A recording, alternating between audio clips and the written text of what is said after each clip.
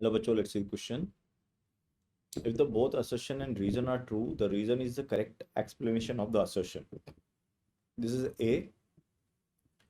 B option में if both assertion reason are true but the reason is not correct explanation. C में है assertion सही है और reason गलत है, और D में है दोनों गलत है. तो क्वेश्चन पढ़ लेते हैं. As the separation between the two slit is increased, width of fringes decreases. Reason क्या है? On increasing the separation between two slits, angular separation of fringes decreases. तो बच्चों अगर अपन बात करें की कॉन्सेप्ट का, तो यहाँ पर हमारे पास जो की कॉन्सेप्ट है, की कॉन्सेप्ट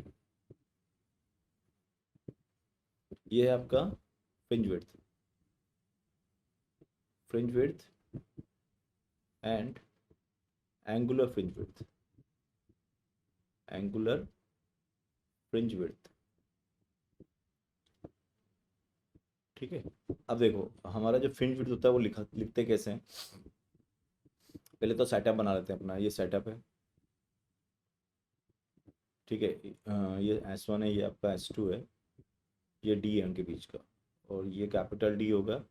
यहाँ स्क्रीन है, तो ये आपकी फ्रिंज हो गई. ठीक है.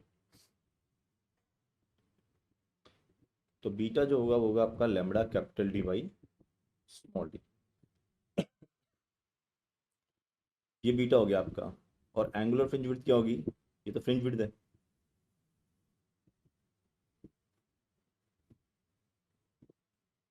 एंगुलर फ्रिंज विड्थ क्या हो जाएगी? Angular fringe width, angular fringe width हो जाएगी आपके पास. It is equal to beta by capital D,